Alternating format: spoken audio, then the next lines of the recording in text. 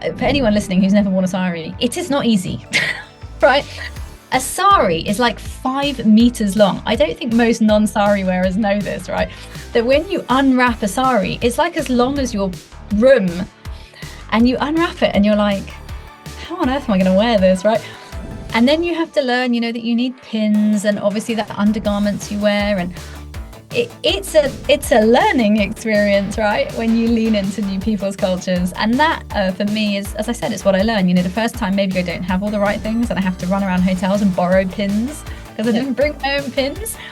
But of course, by the 3rd time, the 4th time, I have lots of boxes of pins. And right? You learn who to ask for help. Yeah. Like, for example, full disclaimer, I used to have this bias, a very terrible bias, that people with a certain accent sound more intelligent. That's awful. But it's an audio bias, it's an oral bias. I have equated, because of conditioning and everything, I've equated accent with intelligence. That is like, what the heck? Do you know that to a certain level, because of certain accent, you also give them the power to intimidate you? Yes, which is what? Yeah. Yeah, so it works both ways, right? So I think a certain type of an accent has more authority. Yeah. Which is not sensible. Make me something which is very special, which is unique of Italian cuisine. Then you obviously know because you're the expert. Where, for example, another guy would just hang up and say, see, I've learned this, not that. Very rigid. Yeah. Not rigid, but, I always say, not flexible. what you can't do, you shouldn't. What you can't do, you shouldn't. Because the outcome would be... It's like when people come to me and tell me, hey, cook me Maharashtrian dishes. I could do my level best, but I would have to Google and everything, but I don't know the outcome. I'd rather say, hey, sorry, I'm not the right guy for you. Yeah. There's nothing wrong with stepping back and saying, yeah, absolutely. I can't do it. Vet visits for the last 9 years, especially my horse that's currently retired. He had kind of a penchant for constantly having something wrong. So at some point, I feel like I saw the vet more than I saw my own family. And every single time that the vet would come, they love doing, kind of the medicine side of it, but nobody likes doing admin, and especially they were so busy because they would come to me for an emergency, leave right away for the next emergency and things like that. And after a while, I kind of started questioning, like, okay, there has to be a better way to do this, because it's not really nice for neither vet nor client to have the vet come and to get your bill 6 months later, because I forgot what happened, they forgot what happened, and to be honest, I probably already spent the money I put aside 6 months ago. So slowly, I was like, yeah, maybe we should do something about that. And then we put it aside again. And then I started studying, and now I have a new vet, and she works totally alone. She doesn't have any sort of admin or like a cabinet or anything like that. And so I'm still waiting for some of my bills from 2 years ago. And that for me was kind of like the final catalyst to say, okay, apparently she's not alone in this struggle. We have to be able to make a vet's life easier, because it's just not possible on their end to keep things profitable, and on my end to be able to do all my administration and submit things on time. So from there, we kind of got the idea to make an app, because there are software programs in place right now for things like that, but no vet is going to take their laptop in the middle of the pasture and with their gross cow covered hands is gonna start typing, and nobody has time for that, and that's also not really pleasant. But a vet, especially now, will bring their phone everywhere to get the directions, to call clients, things like that. So from there we got the idea, what if we make one-stop shopping of their phone and put their admin on there as well. But there's this feeling when especially in this particular gym that I go to, when I step in, as soon as you step into the door, there's already a feeling of, I don't know, everybody's on a mission to achieve and make a change in whatever form. It could be small or large. And I think being around that energy has really helped me tremendously. I've been able to achieve some incredible stuff in terms of actually lifting some really heavy weights. And that's been fantastic for me. I've absolutely loved it.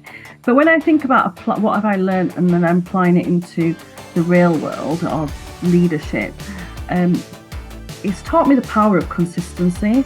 Because there's no way I would be able to lift what I can lift. I can deadlift. My last one was 192.5 kgs. There's no way I can deadlift that if I wasn't consistent and showing up and turning up every week. It's one of those places it's very much the truth, isn't it? You can't go to the gym and looking for shortcuts. If you look at my garden, I have 5. I have raised beds. So I have 5 different raised beds that are 4x4, effectively. But which plant do I plant in each raised bed? Why? Right? What do I even want in each raised bed? Right? So do I want? My wife likes to cook with a lot of garlic and shallots. Yeah. Great. I would have at least one raised bed, just garlic and shallots. That's all there is, right in there. I like different type of heirloom tomatoes. Okay, great. But the heirloom tomatoes need a lot of sun. Okay, let me put that in the sunny side of the garden instead of the other side. My strawberries, on the other hand, they don't like a lot of sun, right? If it gets too hot in the summer, they're not going to be good. They're going to burn. So okay, let's put them on the other side. And then so there is all this organization.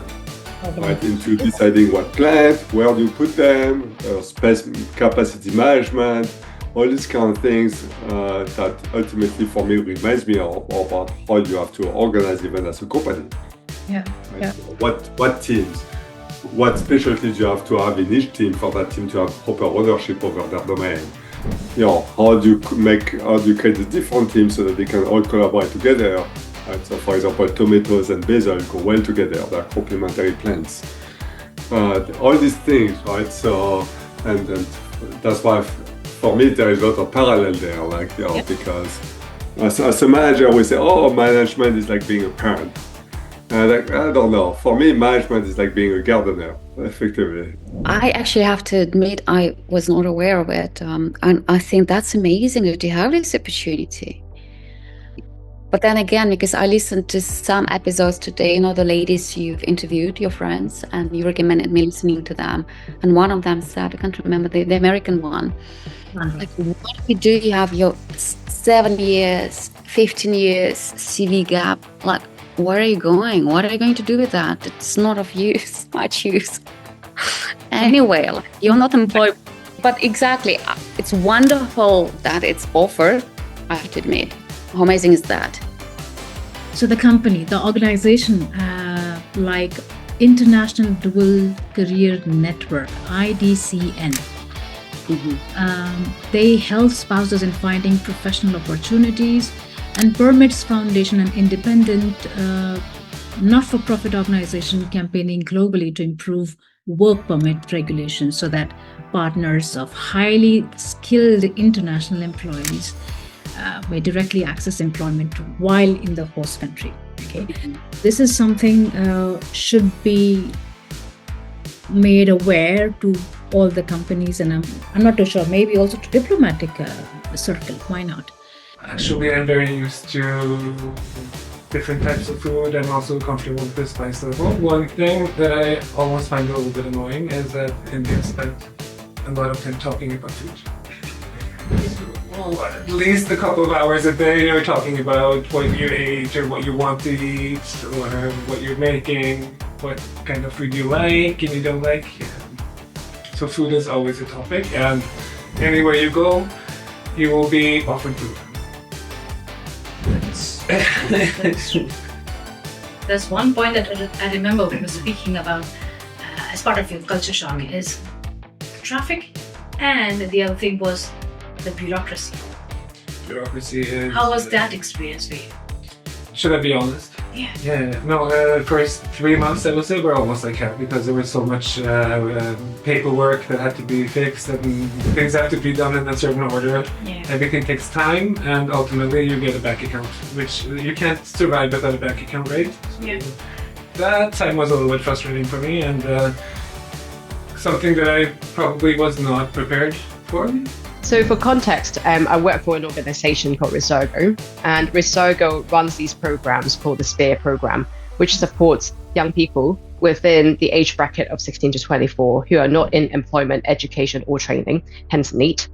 I actually found this job through just searching on the charity website and realized how much it matches to my passion. I have not worked with young people previously, but actually having worked with them now for half a year, I realized how rewarding that is to work with them. So these young people have a lot of barriers to work. I think in their world, you would see a lot of mental health issues. You'll see also family issues, potential drug use. You would also see issues such as not being able to find a place to live in.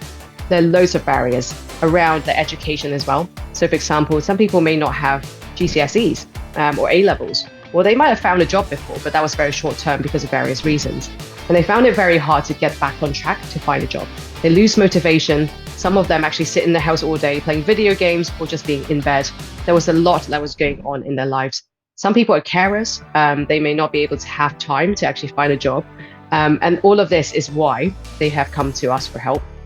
Many of them are referred to us by job centres or other referral parties. So this would include things like practical help on their CVs, applications, and so on. But yeah, the success is that we get at least 75% each of the centres of these young people who complete a program back into work as well.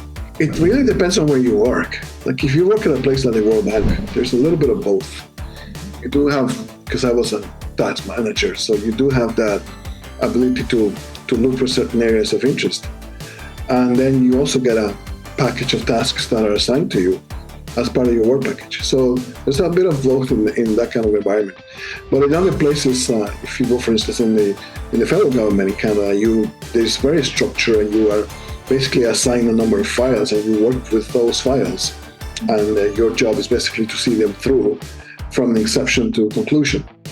And if you work, of course, at a university, it's much more relaxed. You get autonomy to do certain things within your research area, but you also get to engage with a whole bunch of other actors or stakeholders that normally you wouldn't be able to do in other circumstances, because you're really exchanging ideas, exchanging knowledge.